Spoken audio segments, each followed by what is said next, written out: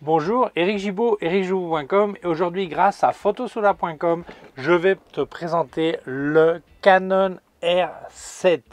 Donc on va y aller, mais avant on va pas oublier de dire merci à mon sponsor Arvia écoledephotographie.com qui permet de te former à la photographie à distance, mais je te raconterai tout ça en fin de vidéo. Cependant, 3 points importants. Le premier, si tu t'inscris à une formation de ma part, tu reçois un bouquin épais comme ça avec 350 conseils photo. Deuxième point, si tu voulais te financer par CPF et tu voulais te former une fois à la retraite, eh bien n'oublie pas de t'inscrire avant de partir à la retraite, parce qu'une fois à la retraite, on ne peut plus s'inscrire par CPF, mais on peut faire la formation à laquelle on s'était inscrit avant de partir. Et troisième point, sur le CPF, la loi a été votée, il va y avoir un changement sur la manière de financement. Les élèves devront payer une partie, pas seulement en photographie, mais toute formation CPF, mais la loi n'est pas encore appliquée. Il y a plein de sons de cloche. Monsieur le maire a dit une chose, le ministre du Travail a dit une autre, la Cour des comptes a dit une autre, donc on ne sait pas trop. Moi, je te conseille de t'inscrire au plus vite, même si tu fais la formation une fois la loi appliquée. Alors ça, en principe, ça ne s'appliquera pas aux demandeurs d'emploi. Il y aura toujours pour eux un financement jusqu'à 100%. Mais je te raconte tout ça en fin de vidéo. Je te laisse leur téléphone, leur email, leur site web, le téléphone est gratuit, hein, et aussi un lien vers leur forum photo qui est en français, qui est complètement gratuit. Je t'invite à t'y inscrire et participer. Allez, c'est parti. Tiens, j'en profite pour te présenter Dakota, ma petite chienne. Voilà, pour te donner une idée de la taille à côté. Alors, je ne sais pas qui est petit, qui est grand, hein, si c'est l'appareil ou la petite chienne. Voilà. Mais donc, la petite modèle, tu la reverras sur d'autres vidéos sûrement. Voilà. Alors, je n'avais pas encore eu la chance d'essayer cet appareil photo, mais j'avais fait une vidéo le jour de la sortie, ou le lendemain, je ne sais plus, du R10 et du R7, en disant que ça me semblait une stratégie fantastique de la part de Canon d'avoir sorti ces deux appareils photo. Donc je te laisse le lien ici pour que tu vois si j'avais eu raison ou pas, je sais pas. Regarde, moi je ne sais plus ce que j'avais dit, sérieux, je vais pas regarder. Donc on va voir cet appareil en détail. Continuons. Je vais être sincère, il y a déjà tellement de vidéos qui ont été faites sur ce R7 que c'est pas spécialement motivant de parler dans tous les détails de choses qui ont déjà été rabattues ou rabâchées, je devrais dire 1000 fois. Par contre, je veux répondre à tous ceux qui m'envoient des messages ou laissent des commentaires en disant « Eric, on veut ton opinion sur les sensations avec cet appareil photo. Est-ce que vraiment c'est un appareil qu'on pourrait dire pensé pour les pros ou pas, et tout ça, ce genre de trucs. » Alors évidemment, je vais te parler des fonctions principales, évidemment, mais si je parle pas de tout, il y a toujours la web du fabricant, ou le site web des fabricants, il y a tout, je te laisse la liste, je te mets pas la liste, mais imagine la liste de tout ce qu'il peut y avoir de spécificité ou spécification, ou enfin fonction de l'appareil, voilà. Mais donc, je vais te montrer des photos que j'ai fait avec, je vais te donner les trucs principaux, mais surtout mon opinion, voilà. Je pense que ça sera plus utile que rentrer dans chaque détail, chaque test, parce qu'il y a déjà des milliers sur internet. Voilà. Alors on va attaquer tout de suite par le point où le plus de gens ont l'air de se plaindre ou réclamer, c'est le fait que cet appareil photo ne peut pas avoir un grip vertical pour ceux qui font beaucoup de photos en vertical. Et donc beaucoup disent ouais, c'est pas un appareil pro, c'est pas bon, ça sert à rien ça. Là je suis pas du tout d'accord. D'abord en horizontal la hauteur est suffisante, mon petit doigt tombe pas dessous, donc est suffisante. Donc celui qui veut un grip vertical pour aussi une meilleure prise en main en horizontal, je trouve pas ça indispensable. Celui qui fait que du vertical, peut-être que oui pour lui, mais sincèrement je pense que comment dirait, croiser, couper, éliminer, supprimer cet appareil photo de ta liste simplement pour l'histoire du grip vertical, à mon avis c'est pas suffisant, voilà, sauf si tu as vraiment indispensable pour toi un grip vertical. Donc on va parler de l'appareil, mais voilà, c'est le point le plus noir que j'ai pu voir sur les réseaux, et souvent de gens qui n'utilisent même pas de grip vertical, de poignée verticale, mais bon, s'il n'y en a pas, pour eux c'est pas pro, voilà. Donc ça me semble que c'est un argument qui est vraiment très faible, voilà. Donc on rentre dans le vif du sujet. Alors si jamais tu voulais me filer un coup de main et t'allais acheter du matos, photo, vidéo, accessoires chez Digit Photo, ça serait vraiment sympa, comme à l'écran, là où ça marque code créateur, tu marques Gibaud et ça me file un coup de main. Si tu as un code promo, il y a une case à côté qui marque code promo, c'est complètement compatible. D'ailleurs, moi souvent sur mes réseaux sociaux, je publie les codes promo sur la section communauté de YouTube aussi. Voilà, continuons. Alors, c'est un appareil sans miroir, donc mirrorless, format APS-C, Et c'est une monture RF et RFS. Waouh, pas un beurre. Alors donc voilà, pour dire que tu peux monter ça avec des objectifs full frame monture RF ou la ligne APS-C en monture RF Canon. Voilà, donc les deux sont faisables. C'est un capteur de 32,5 millions de pixels, donc comme le 90D. D'après Canon, c'est un nouveau capteur. Je sais pas, je vois pas de qualité d'image différente. Bon, le 90D était déjà un super appareil, ok. Donc je peux pas dire, ou 90D comme tu veux dire. Donc je peux pas dire si c'est vraiment un capteur différent ou pas. La qualité est au rendez-vous. Alors là, je suis en train de dire les points qui sont les plus mis en avant par Canon, ok. 15 images secondes en obturateur mécanique, ce qui est vraiment pas mal du tout. 30 images secondes en obturateur électronique, ce qui est vraiment très bien. Boîtier stabilisé 7 stops, alors c'est quand même du pas mal parce que si tu as un objectif, parce que Canon a certains objectifs APS-C, RFS qui sont stabilisés, si tu combines les deux, tu arrives à 8 stops, donc on ne peut pas pleurer. Mise au point avec l'autofocus de Dual Pixel version 2 qui va vraiment très bien et la vidéo 4K qui va jusqu'à 60 images secondes. Rajoutez qu'on peut faire du streaming, donc de l'émission, du broadcast, de l'émission en direct sur YouTube directement depuis l'appareil. Ça, ce sont les points que fait ressortir Canon. Et je dois dire que cet appareil, en fait, on peut le situer comme successeur du 7D et du 90D. Alors, peut-être qu'il n'arrive pas au niveau du 7D sur certains points, mais pourtant, il est très supérieur dans beaucoup d'autres. Et c'est un digne successeur du 90D. Donc, on dirait c'est un petit peu entre les deux, en version mirrorless évidemment. Voilà. Bon, avant de continuer avec les explications techniques, on va faire une petite visite de l'appareil. Alors, la prise en main, bien, rien à redire, ok. Moi, à mon avis, c'est suffisant, tu vois. Il y a des gens qui ont des grandes mains ou des gens qui veulent des gros appareils qui ne regardent pas cette gamme. J'ai que ça à dire en fait, parce qu'en fait, ils réclament des choses à des gammes qui ne correspondent pas. Donc, oui. C'est comme une voiture, tu vas pas acheter une Twingo, moi j'ai une Twingo par exemple, en plus du camping-car, et demander à avoir le même espace que sur un Jeep Cherokee ou je sais pas, tu vois, donc il faut être un peu logique, voilà. Alors, premier truc que j'ai remarqué, qui m'a surpris un peu, puis après j'ai regardé, après avoir écrit tout ce que je raconte, j'ai regardé un test de DP Review, qui maintenant, ils sont sur chez Petapixel, et il y a Jordan qui disait, ce qu'il n'aimait pas là, c'est que tu as la roue pour le diaphragme ou la vitesse, suivant comment tu le configurer, et après, dedans, tu as le petit joystick pour déplacer les points de mise au point. Lui, il disait que plusieurs fois, il changeait la mise au point, le point, et ça bougeait la roue. Sincèrement, j'ai pas eu le problème, mais c'est possible que certaines personnes, ça puisse les gêner. Normalement, chez Canon, cette roue, elle était ici avant, et le joystick est ailleurs où il n'y avait pas, suivant les modèles. Tu vois, bon, voilà, bon, ça sera le petit point. Deuxième petit point noir, moi, ça m'est arrivé une fois, quand tu l'allumes, tu as pour passer sur on, et si tu continues, ça passe sur vidéo. Et donc, si tu fais pas gaffe, clac, clac, tu vas faire la photo, c'était en mode vidéo. Tu vois, bon, voilà, que tu le saches. Mais enfin, c'est ce genre de truc, je dis toujours, ça c'est comme les chasses d'eau. Hein. Chasse d'eau chez toi, elle marche très bien jusqu'à ce que quelqu'un, un invité vient, il la touche, et elle marche plus, tu vois. Là, c'est pareil. Si tu es habitué, tu n'auras pas de problème. Par contre, quelqu'un qui ne connaît pas l'essaye, il va dire « Ah merde, je vais passer sur la vidéo. » Voilà. Okay. Les boutons sont bien placés, à mon avis. Alors, bon, comme d'habitude, tout ça, on ne va pas rentrer dans tous les détails. Maintenant, je vais te parler d'un truc qui est intéressant. Double carte mémoire UHS2.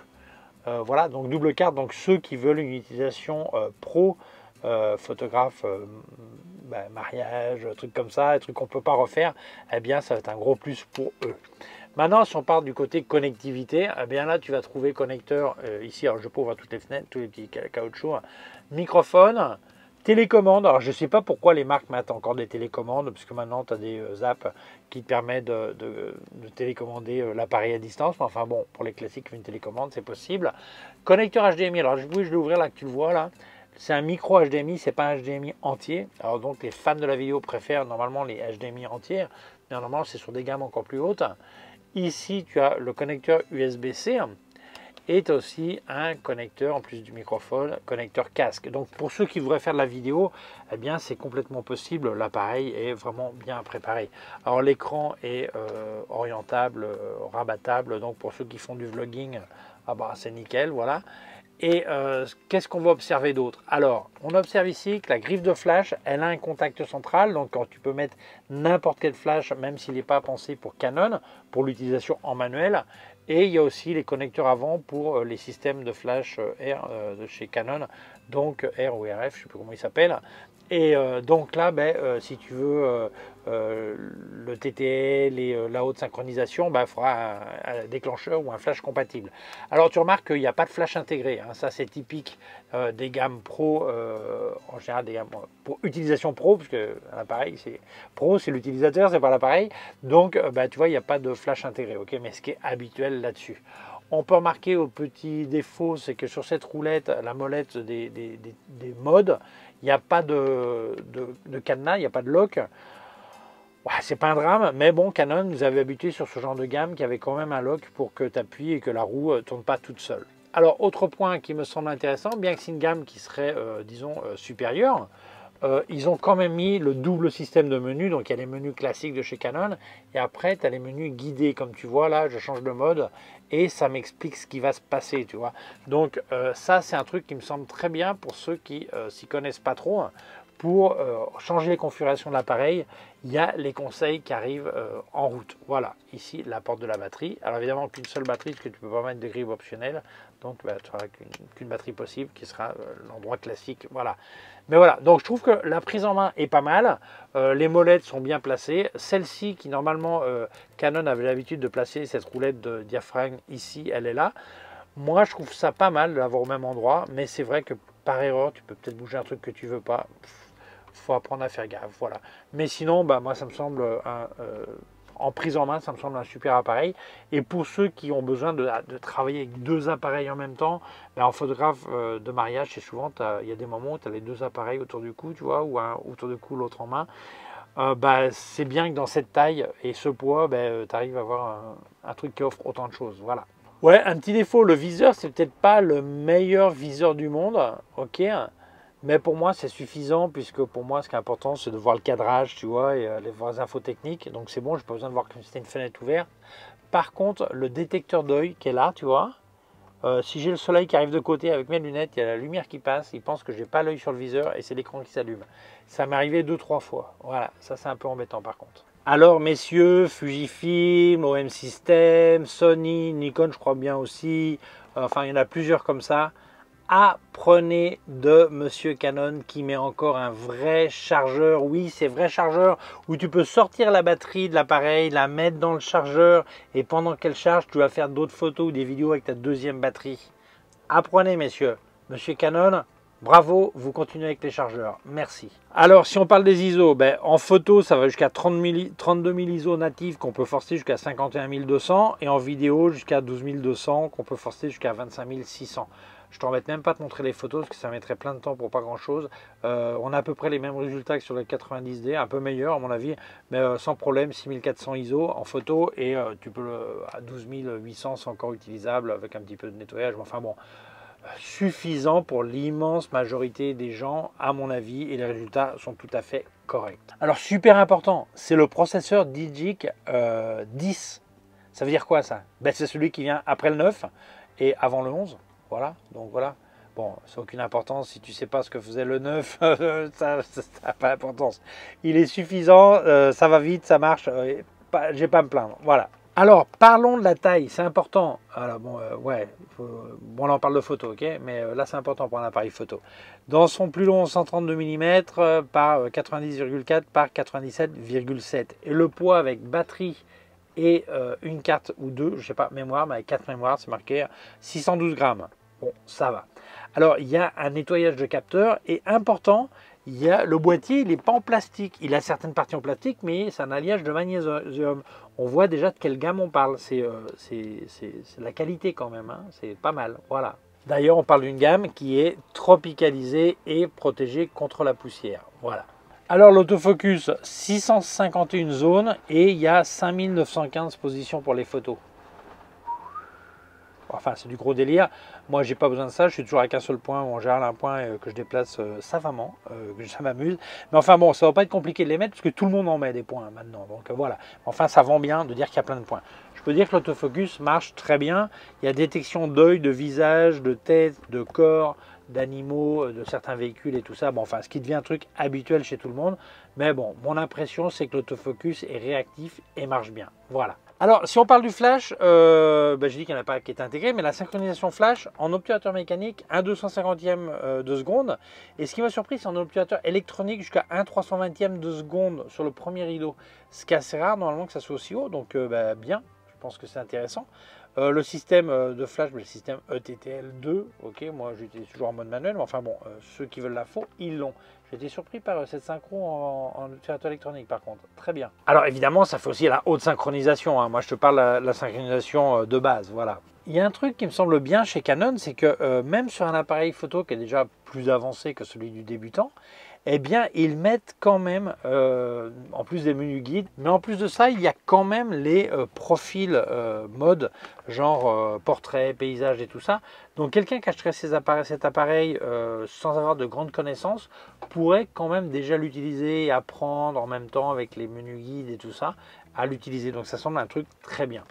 Au niveau des images, ça fait du RAW 14 bits. Ouais, c'est pas. Beaucoup de gens pensent qu'il y a que les full frame qui sont en 14 bits. Non, les APS-C aussi. Hein. Le JPEG en 8 bits et aussi les HEIF en 10 bits.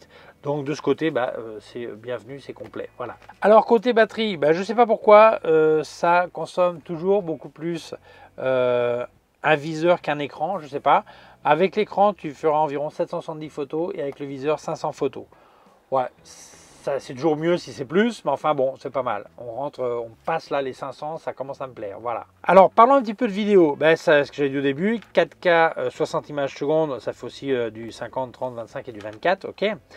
Important, il y a le Canon Log 3, c'est un profil plat pour faire la colorimétrie en post-production. Donc, c'est bien que ça y ait cette possibilité.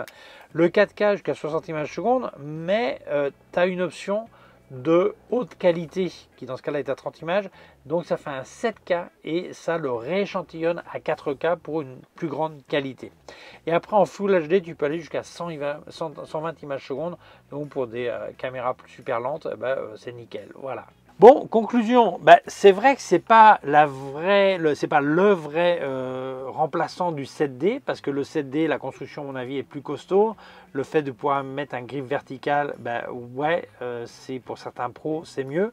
Je sais que certains pros, c'est une manière de parler, hein, tu peux avoir un 7D, pas être pro évidemment, mais beaucoup en utilisation intensive en fait, réclameraient un grip ou un truc comme ça, poignet. Mais sincèrement, il y a des trucs qui sont mieux à mon avis, toute la partie vidéo est plus avancée, tout ça.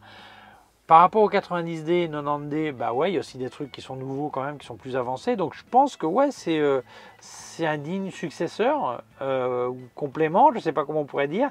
Je pense que les fans du 7D attendent toujours un vrai remplaçant du 7D en version mirrorless. On va voir ce que fait Canon. Ok. La prise en main m'a semblé complètement correcte, la configuration des boutons et tout ça.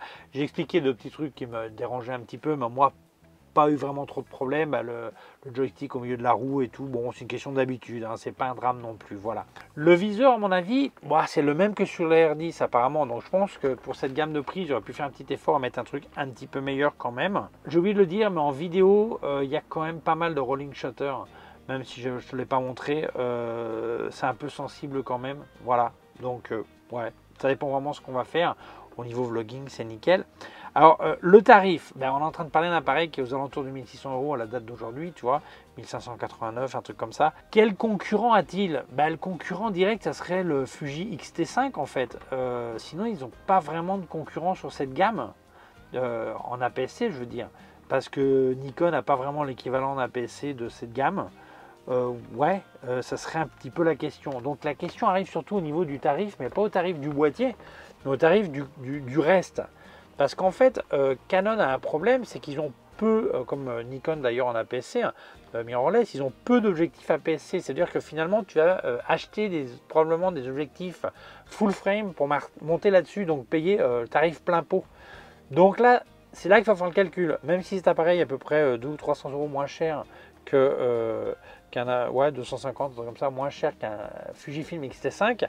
Est-ce que quand tu vas vouloir acheter des appareils, des objectifs RF de chez Canon et les monter là-dessus, parce qu'il n'y a pas les APS-C, il n'y a que les full frame dans la gamme que tu veux, dans la focale que tu veux, est-ce que, faudrait comparer, ça va pas être plus rentable d'acheter un Fuji? Mais bon là, je suis en train de comparer au pif à peu près, hein, parce que bon, les prix sont pas exactement pareils, mais bon, celui à 32 millions de pixels, l'autre en a 40, le XT5. Il y a des vidéos plus ou moins avancées, plus avancées sur l'XT5, c'est vrai. Mais ceux qui seraient un petit peu dans le doute, ben, ce boîtier fait un petit peu cavalier seul en fait, hein, dans ce tarif et cette construction, est-ce que ça offre? Donc voilà, c'est un petit peu difficile de savoir. Mais en tout cas, moi, ce que je peux te dire, c'est que si j'étais acheteur Canon ou habitué Canon, j'y étais une époque, hein, mais si là, je voulais continuer avec du Canon, oh ben, pour moi, je trouve que c'est un appareil qui est vraiment recommandable. Et le fait qu'il n'y ait pas la poignée verticale, ça me semble en aucun cas une raison, pour moi en tout cas, d'oublier cet appareil qui me semble complètement recommandable. Je pense que la qualité est au rendez-vous et ceux qui l'achèteront seront probablement contents. Évidemment, ben c'est comme tout, il faut savoir pourquoi on achète quelque chose, qu'on veut faire avec et tout ça. Mais moi, ce que j'en vois, j'aurais aucun problème d'emmener deux appareils comme ça, faire du mariage par exemple. J'aurais aucun problème. Voilà. Donc pour moi, c'est un appareil qui est complètement recommandable. Donc si t'intéresse, je te laisse en description des liens d'où est-ce que tu peux l'acheter. Donc merci beaucoup à Photosolar de me l'avoir prêté. Mais on va aussi dire merci à mon sponsor Arvia, écoledephotographie.com, qui sponsorise mes vidéos en français. Alors, cette école te permet de te former à la photographie à distance, donc par Internet. Mais il n'y a pas que la théorie, il y a aussi des exercices pratiques à faire que tu vas monter sur la plateforme. Ce sont des professeurs diplômés en photographie qui te corrigent. D'ailleurs, une fois par semaine, tu as rendez-vous virtuel avec ton prof qui te corrige, qui te conseille, qui t'encourage et tout ça. Et ils ont plusieurs types de formations. 4 depuis devenir amateur averti jusqu'à pro avec un bac pro. Et tu vas passer de 8 à 12 mois pour te former sur celle que tu choisis. Et chaque semaine, tu passeras de 10 à 12 heures. Certains passent 8, certains passent 15. Ça dépend de ton niveau au départ, ça dépend de l'avancement de la formation et tout ça. Mais le mieux, c'est de parler avec Arvia. Tu les appelles, c'est complètement gratuit. Le email est gratuit aussi. Évidemment, email, c'est gratuit, Eric. Le téléphone est gratuit, le site. Mais le mieux, c'est de les appeler, parce que tu leur présentes un petit peu ce que tu voudras apprendre, ce que tu aimerais faire. Ils vont t'orienter vers la formation la plus adéquate, à mon avis. Alors, au niveau des prix et tout ça, tu parles de ça avec eux, mais je dis quand même la forme de paiement, ce que beaucoup de gens me demandent, donc on gagne du temps. Alors, il y a ce qu'on appelle l'autofinancement, une manière élégante de dire de ta poche. Après, tu as aussi l'option, peut-être si tu es chercheur d'emploi et tu vas chez Pôle emploi, ils financent certaines fois des formations. Et puis après, tu as aussi le CPF, compte personnel de formation. Chaque année, travailler en France, tu as un petit pécule qui s'accumule et un jour, tu peux l'utiliser pour te former à une profession ou un loisir, dont la photographie. Alors important, le CPF.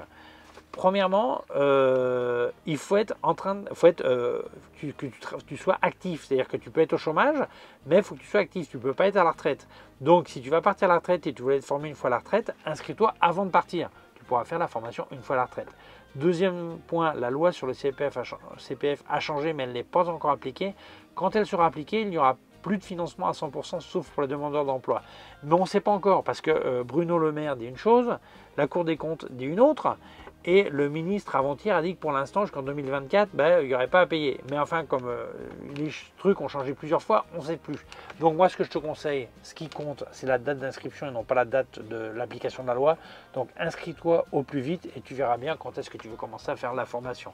Voilà, donc moi, je te conseille de les contacter, voilà, comme j'ai dit avant. Alors important, une petite parenthèse. Quelquefois, il y a des gens mal intentionnés qui mettent des commentaires sur ma chaîne en disant ouais, mais Arvia fait payer tel prix. Mais chaque fois, ils mettent des arguments qui sont complètement faux, qui sont vérifiables. Alors, si quelqu'un va s'amuser à casser Arvia parce que c'est mon sponsor, parce qu'ils n'aiment pas cette société et tout ça, au moins arriver avec des vrais arguments. Ça reste l'école de formation de photographie. Quand elle passe par CPF, les élèves doivent mettre une note et c'est la mieux notée de France. Je pense que si c'était une mauvaise école, ça ne serait pas le cas. Voilà. Donc, et c'est vérifiable aussi ce que je viens de dire. Voilà. Donc arrêtez de vous embêter à marquer n'importe quoi. Certains, ils savent de qui je parle, qui disent des trucs, mais du gros délire. Voilà, genre formation de 5 jours, 2500 €, alors qu'ils n'ont pas de formation de 5 jours, sinon à partir de 8 mois, etc. Voilà. Bon. Fin de la parenthèse. Voilà, merci Arvia d'avoir sponsorisé ma vidéo. Je te laisse leurs informations et tout ça. Il y a aussi un lien vers leur forum photo qui est complètement gratuit, qui est en français. Inscris-toi et participe. Voilà. Merci beaucoup Arvia d'avoir sponsorisé ma vidéo. Merci à toi de l'avoir vue. Si tu penses qu'elle peut intéresser d'autres personnes, je t'invite à la partager sur les réseaux sociaux. Si tu ne l'as pas encore fait, je t'invite à t'abonner à ma chaîne YouTube. Il y a un petit bouton par là et une clochette. Si tu appuies sur la clochette, tu recevras un avis quand je monte une nouvelle vidéo. Mon site web erigio.com/fr pour la version en français. Mes cours de photographie en vidéo erigio.com/fr/cours en ligne. Si tu as une quelconque question, tu peux laisser un commentaire dessous. Je te laisse aussi des liens de tout mon matos chez Digit Photo. Alors n'oublie pas, si jamais tu as acheté chez eux, ce serait vraiment sympa. Comme à l'écran, là où ça marque code créateur, tu marques Jibo, ça me file vraiment un coup de main. Si tu as un code promo, tu mets dans la case code promo à côté, c'est complètement compatible. Merci beaucoup. Je te laisse aussi des liens de tout ce que j'ai testé de KF Concept, Sandmark et les Flash Westcott, d'autres liens affiliés et aussi un lien vers mon compte PayPal au cas où tu veux faire un don. Merci beaucoup, prends soin de toi et à très bientôt. Ciao.